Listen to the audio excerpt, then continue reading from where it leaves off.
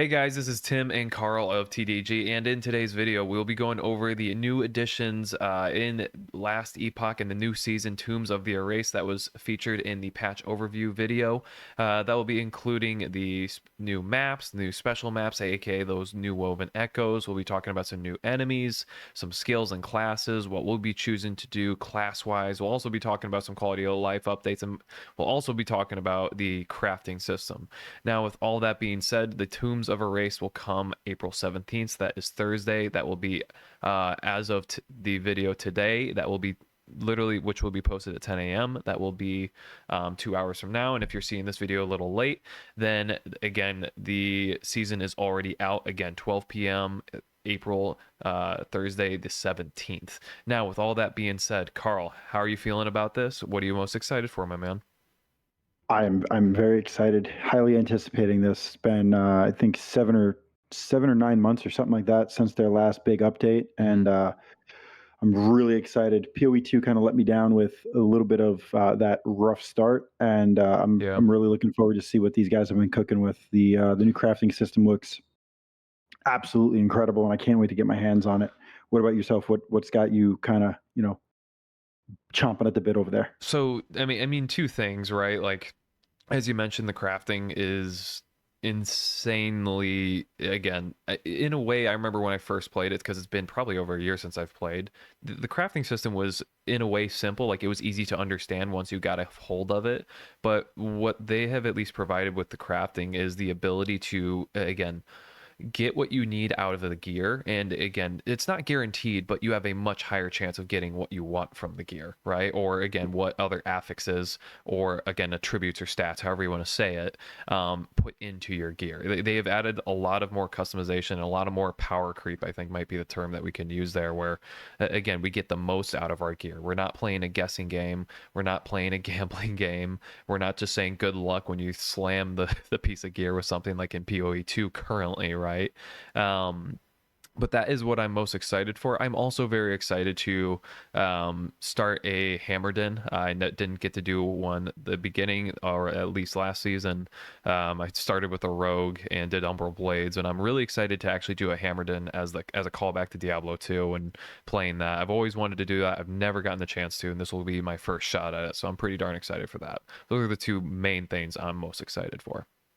Yeah, and just to touch on what you were saying about the crafting, I think the major thing that you're noticing and that you're thinking you're going to be feeling is yes, power creep, but more what we would consider deterministic crafting.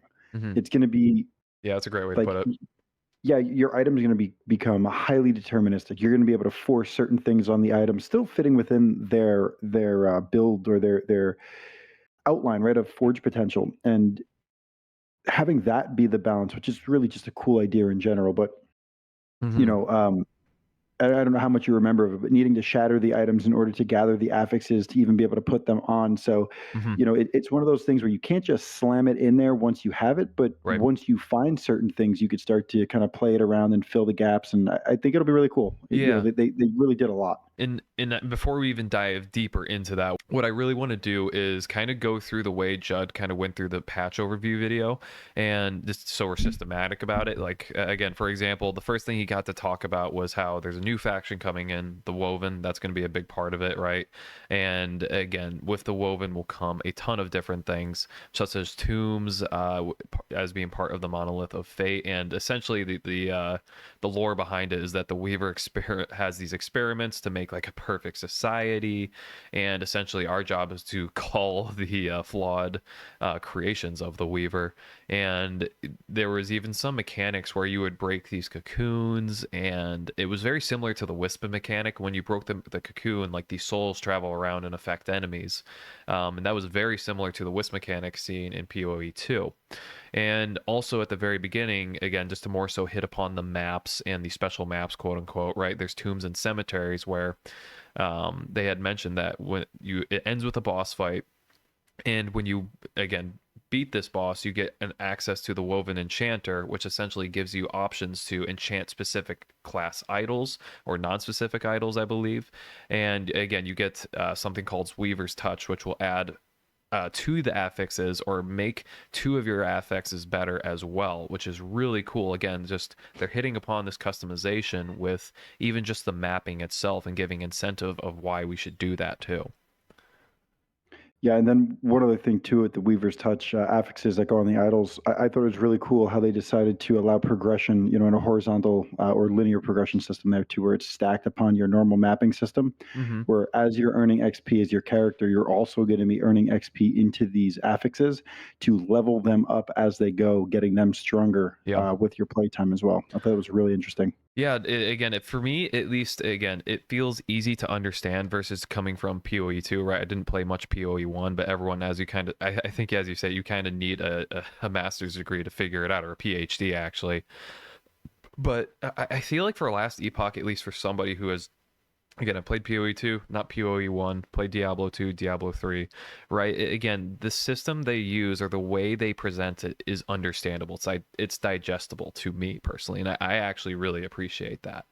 Um, and also another thing that will be coming into the game, they'll be talking about again the new woven echoes, or again as you would put them, right? Like the special maps, which is makes sense. Where again, correct me if I am wrong. Again, these woven echoes again will give you access to the Weaver tree, or again after you complete the first cemetery, and then as you go through the woven echoes, again, you're able to even farm pieces of gear that you want. I believe I'm correct in saying that, but correct me if I'm wrong.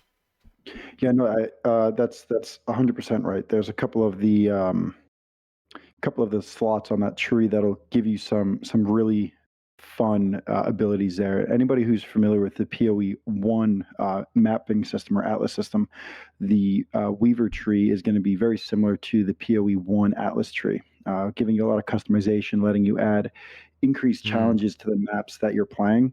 One of the things I thought that was really cool, and this is really just a design premise that EHG has, and um, they really made this game to focus on a single player playthrough or single player environment, right? The yeah, solo self found. they have an offline mode for goodness sake. Yeah, I mean, yeah, and you see it even with like the appearance of Circle of Fortune, right? Mm, And you see it in this too, where in this woven tree or this weaver tree, you can drop in some items and you'll like target farm those bases. That's totally solo self-found crafting bases to allow you to have more potential to craft better gear or more personalized or deterministic gear for yourself for player progression. I just think it's a really cool concept that they've taken, hmm. and not something that the genre tends to really present to us. It's typically just blast, blast, blast, trade, trade, trade, blast, blast, blast, and you kind of rinse and repeat. Right. So I kind of just appreciate the focus there on giving the individual, the solo self-found player, a little bit more, ability there. You know what's kind of crazy now that you just kind of mentioned again, we talked about the offline mode. I remember again watching a Darth Micro video really quick, and he had mentioned again because of the offline mode, this is actually something that's possible to be played like on a Steam Deck. So somebody could be literally playing Last Epoch on the plane. Like Yep. that's pretty cool to think about. And again, with that kind of being said as well, do you want to dive into crafting, or is there anything you want to add there, by the way? No, we can jump into crafting wherever you're ready. We Sure. could, Let's point do me it. in a direction and we will go for it. So, first item on the list, set item crafting. This was a Oh, really cool concept. Just again, yeah. the word I use is again customization. I think you said again, what was the term you used? Deterministic. Deterministic. I think deterministic is a much better word. But again, you're shattering set items. You get shards just like the other shards you would use, whether it be crit chance or health regen, right? And you're able to put it into your own gear pieces. Um, that concept is awesome, and again it's again just the determinism is just improved even more so, or again there's even more to it, which is really cool. And what's really cool about that is, and we talked about this yesterday briefly, but set items typically are a love-hate relationship, right? The Hmm. the developers love them because they make balancing the game very easy, and Hmm. players hate them because you have zero choice.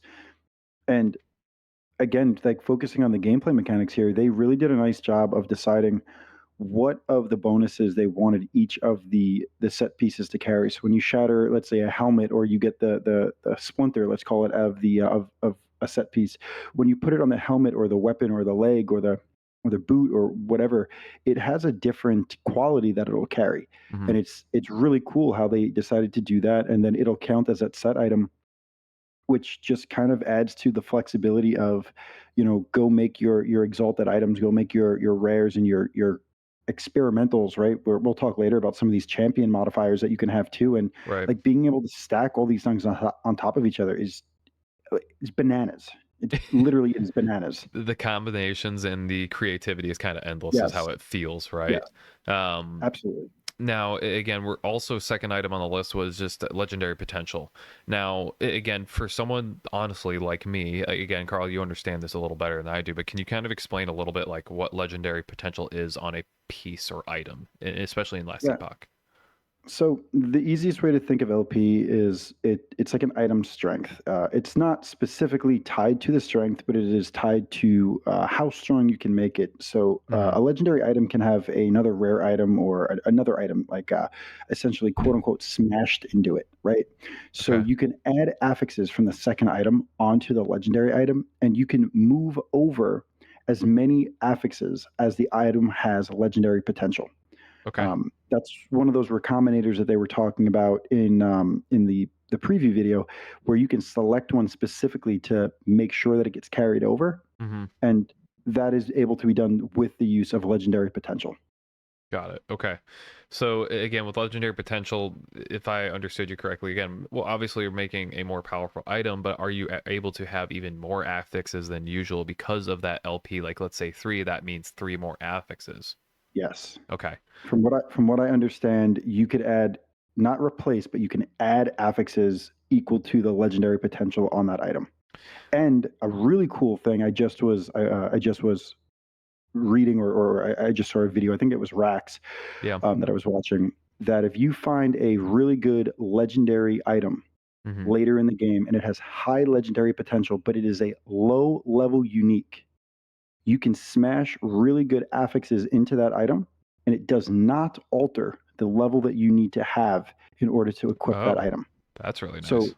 yeah, for those of you who are really interested in making second and third characters or having multiple alts, there's some really cool potential to have some really twinked out gear for those second characters, Hmm. and this can be a really cool way of doing it. So, I mean, that's actually again a great point you bring up because I know we've been talking about what characters we're going to use, and I'm going to give a sneak peek on what I'm kind of doing. I talked about the One Punch Judgment class, so the Paladin, right? And again, for me, I'm most likely not going to use that as my starter just because it is so gear heavy or necessary, right? You literally need the Hands of Judgment for that, from what I understand, and that could be again a way to go about at least getting to there quicker with my first character per se or with the second character. So Yep. no, that's awesome to see. Now there was again another thing they added in was the gauntlet of strife, which has this sacrificial offer or the woven offer, if you remember right, where you'll sacrifice a specific item like a unique, a legendary item, a set item, or woven item in order to re-roll the mods and implicit values Mm. of the item being sacrificed. um, Yeah, this was the uniques, right? yeah. And again, essentially, we're trying to again get the if I'm trying to remember exactly what the purpose of this was, to be honest. So yeah, this was really cool. I know when we talked a bit about this yesterday, I was really excited about this. This is another one of those progression systems that Mhm. EHG really sat down and thought about and said, how do we make it feel less bad getting good gear but Mhm. missing the mark on our crafting? Um, Right. and the way that I'm seeing this is that now they have one of these altars that allow you to try and roll higher or elevate your LP as long as the item has at least one LP. And if it doesn't go up, it goes down to zero. Mhm. Now, we might initially think that and be like, that seems like a total gamba. How is that fun? Well, Mhm. it's fun because if you have multiples of the same item, you can actually sacrifice them into this egg. I believe it's the Nemesis egg. Yep. Yep. And it allows you to then have more control because you get to smush these things and re-roll them again to get more LP back on them, giving you more base items to re-roll with. Jeez. It's a really cool loop that even like failing the roll Oh, still that's a doesn't good idea. completely, yeah, it doesn't completely end the cycle, and I don't know, it's just a really cool way of like not having it feel like a 50-50 or a, a 20% chance and you miss it. And awesome. Now I get to go farm up for another 3 hours before I try this again. It's like, no, you still have items. You could still roll that into something new and get that sequence going again. So it's pretty cool. No, yeah, I mean, to put it simply, it's like the item isn't bricked, and you're like, oh, thank God. Okay, I can Correct. go do something. I can Yeah. figure this out, right? Yep. Um, Another item they had, or they switched two things that I'm blanking on, but they added in the thaumaturgy device, right? Where you Yes. can replace prefixes on items with experimental affixes on boots or gloves per se. Just again, another component of crafting. They also have new things they're adding, including like runes of weaving, runes of havoc, and there was a rune of redemption as well. Did you Oh yeah. want to explain those, Carl? Yeah, so this is another part of this new crafting that like Yeah. really got me excited when we were learning about it.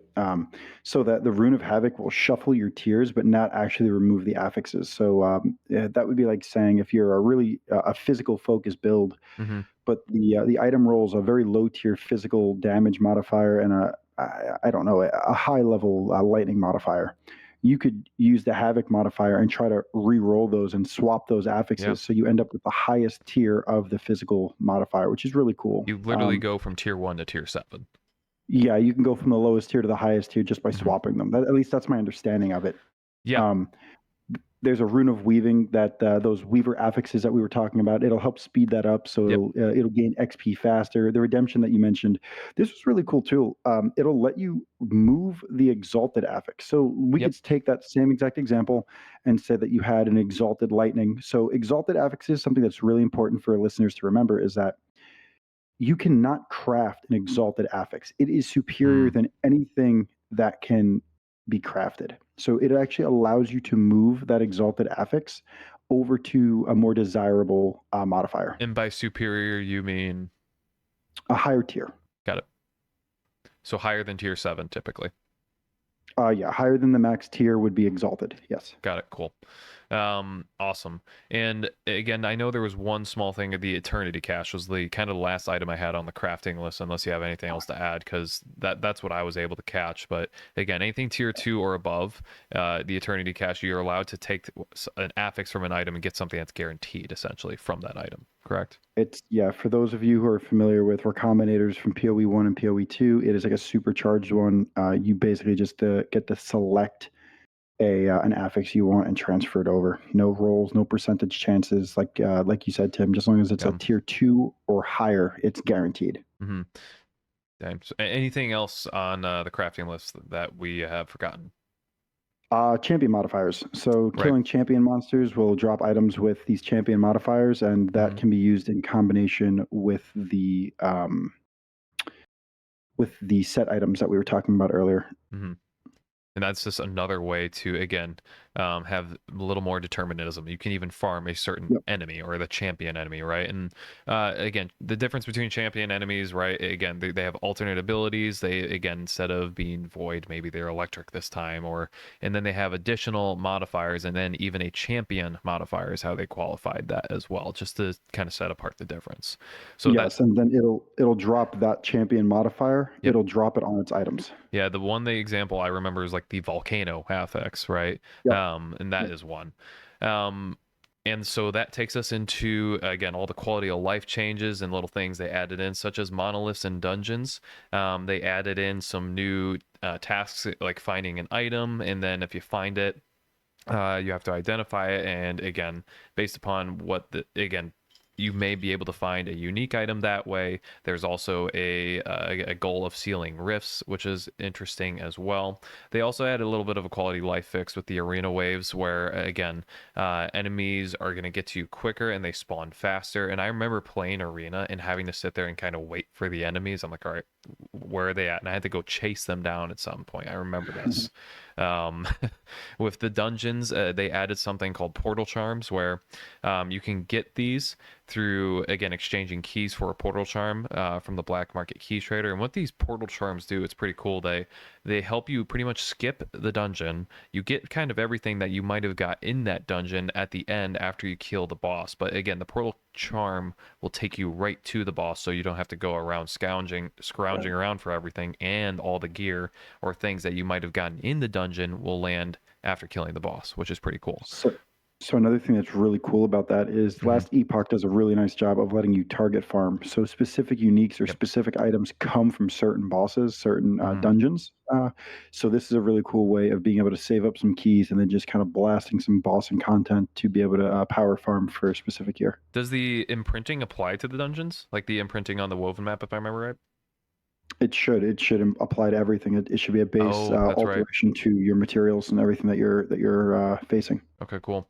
And what they also again mentioned that the Paladin and the Void Knight are getting major overhauls. They're getting again boosted up from what I understand. And then Forge Guard can now wield again, this is the mastery with the Sentinel, right? Again, Forge Guard can now wield two-handed weapons. That's basically Giant's Blood from PoE 2, which is pretty cool, along with the shield. Yeah. They mentioned that traveling skills now you can go farther distances, so you can kind of jump from one area to another, which is really, really nice. Um, as that's kind of difficult to do, at least in PoE 2.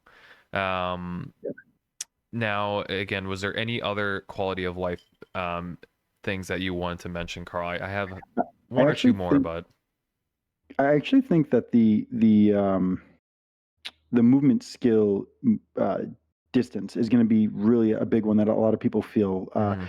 That's something that's small that we might not notice right away, but that as it smooths out, as it becomes more reliable to jump gaps or to transverse terrain, it really becomes a lot smoother. Yeah. And it becomes something that really stands out as fluid gameplay. So that'll be exciting. I'm actually really eager to see what that starts to feel like. Yeah, it'll be really nice. It won't be again. There are times where I've been using leap slam, for example, in PoE 2 on my warrior, and there are certain distances I'm like, oh, I can jump over that, and I can't. So it's Yeah, awkward where I just kind of jump up and down like I'm Mario, and it's just like okay, like that's disappointing, right? So that will be a really nice addition, as you kind of said. It'll be smooth gameplay. You'll be able to zoom around on those maps.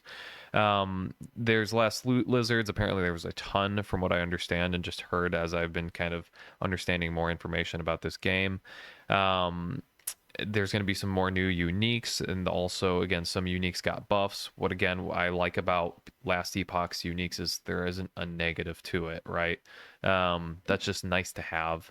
And then as well, Judd mentioned that there's going to be additional improvements that they had not mentioned in the video. Now I wonder if they'll take the PoE GGG approach and they're going to leave some big things out that players get to discover. I'm wondering if they're just taking a card from GGG's deck at that point, which could be interesting.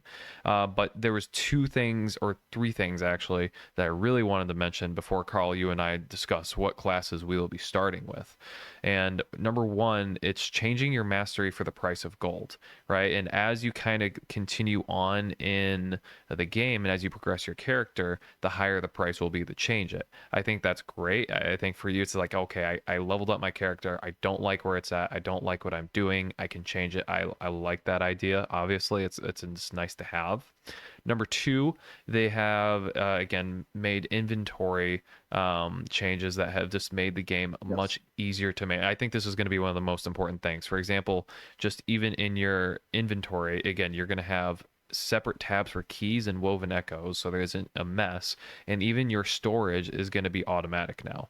It's going to be auto storing, which is such a nice quality of life update, and it'll help you Yeah. even blast through the maps and play through the game and get more back into the action even quicker. Is how I understand that. Yeah.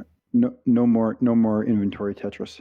Yeah, that's going to be great. And as a Tarkov player myself, I know way too much about inventory Tetris and about putting scopes on guns and making my guns into backpacks and putting my backpacks Yeah. into backpacks. So I am someone who really appreciates that. And then third and finally, gamepad or controller again has improved skill targeting, which will be really nice for controller players. Or if you just want to lay back and relax instead of being on the keyboard, you're able to relax and play with the controller. It's actually they've added a lot of improvements to that, which is pretty cool. Yeah, and that's one I actually think goes underappreciated. So in one of the podcasts, they were talking about what this is actually going to feel like, and they put like a smart target system into the gamepad setup. And what it'll be is so that if you're casting spells and you're kiting away from an enemy, uh, traditionally you'd have to flick your right joystick back to aim at the enemy, and that could be a little awkward as you're trying to run away. You'd have to retarget the enemy. Now, just as long as you don't aggro or target another enemy in the direction that you're running, the game Mhm. will remember the last enemy you cast on, and it'll actually auto cast, or not auto cast, but auto target that enemy when you cast your next spell. Hmm. So you could be running away from something, cast a spell, and it'll shoot it behind you at the enemies that are chasing you. I think that's really cool. That's going to have some really nice hit and run mechanics, Mhm. and really, I think it'll be pretty cool for the blasters and people who are trying to go fast too, of just kind of letting you move and cast at the same time and keep that speed up. Yeah, especially as a controller player, because blasting with a controller may be even more difficult than keyboard, right? Yeah, And so yeah, they're again allowing controller players to be able to do that as well. Oh, yeah. last thing before we go in as well, they made health builds apparently a little more effective. Where again, that is actually a possibility, and they nerfed ward a little bit too. Yeah, that'll be cool to see where they land because I know last patch it ended up just being totally ward at the end of the day. That was it. You just stacked intelligence, which just Yep. stacked ward, and that was basically everything. Right.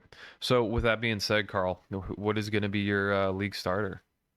Man, when we talked about this yesterday, I was sold that I was going to be doing Heartseeker. Mm-hmm. I'm still like I don't know, 70% there. We were looking at some pretty cool paladin builds though today, and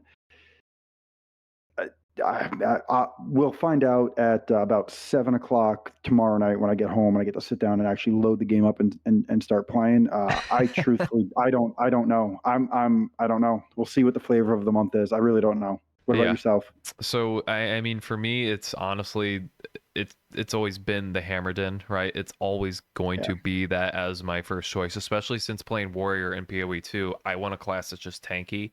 The Hammerden offers me that ability, and again, you kind of have a, I don't know if pseudo art like Ring of Fire is the way to put it, but again, the Hammerden, you're able to just have the hammers circle around you and around you as you run around, right? And there are different ways to play it, right? There's the Smite Hammerden, there's the Nova Hammerden, there is the Bleed Hammerden.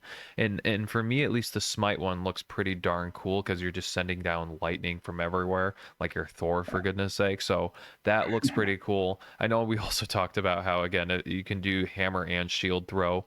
Now it's not as yep, Captain America-esque as I would want because essentially shield throw just helps with buffing. It doesn't really kill yep. enemies. And my hope was going to be that I could just throw hammers and shields, see them ping around and hit enemies, and I could just keep running. But it seems that that is not necessarily a possibility. That's something I will look into. But yeah, again, for me, I have to do Hammerden as a big Diablo 2 fan and wanting to always do that class. And as I said, that has not something I've gotten to do before. So I'm pretty I, darn excited. I think there's a difference too to remember between possible and optimal. Yep. It might not be optimal, but it's sure as hell possible. That is very true. Now, again, is this something that would take us to 400, 500 corruption or 300 even? No, probably not. Would I have fun making it? Sure. Would I probably tear it down at that point because I want to go higher? Yeah, probably, right? Like that's probably what would happen. But Carl, with that being said, I wanted to see as well, was there anything else you could add or anything else that you wanted to mention before we close up? No, man. I mean, we went through. We hit every one of my notes. The only Yep. thing I have sitting here is talking about the new Heartseeker build Mm-hmm. and just kind of how it looks. Just I don't know, heat-seeking missiles just looks really cool, and Yeah. I hate that they make me choose. I really don't know. It's gonna be It'll interesting. it'll be, dude. It'll be a game time decision, but it'll be fun. I know that no matter what, whether I do a Hamilton build with you or I do a Heatseeker and we do like a tank DPS type of thing or whatever Mm-hmm. as we play through, I know it'll be fun, and I'm really excited to get to see what they've been cooking on the last 9 months and get to put my hands on it.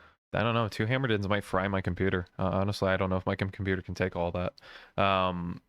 It's yeah, no. Again, so it's game time decision for you between the Heartseeker, aka the Yondu build, is how I see it, and Hmm. the Hammerden for me. Again, that is guaranteed at this point. Which Hammerden, I don't know, but again, really excited for this game. Is this a PoE 2 killer or not? I don't. I mean, I think the timing is fantastic, just based upon the This PoE 2 state, but this was it started off as a huge slap in the face to EHG, and this has been an absolute silver platter, golden platter, whatever the phrase is that opportune they've been moment, handed. right? Oh my God, yeah, Gift. and yeah, literally a gift. And I'll tell you, as somebody with almost 3,000 hours, which is nothing too crazy in PoE one, Hmm. the franchise itself has been my most beloved franchise that I've ever played. Right. I can tell you right now, if this game is engaging, if this patch is fun, PoE 2 will not see me again until 0.3. Okay. No, I mean that's again, if it lives up to that, again, I would probably be right there with you. I'm pretty excited to see what comes of this. Again, Last Epoch Season 2, Tombs of the Erased, comes out on Thursday. Tomorrow for us, maybe today for some of you viewers at 12 p.m. If you're seeing this at 4 or 5 p.m. on Thursday the 17th, it's already out. So you can look forward to it. But otherwise, guys, I hope you enjoy the new season. We'll be enjoying it right there with you. Look forward to more videos from us. And then otherwise, we will see you in the next one. Peace. Bye.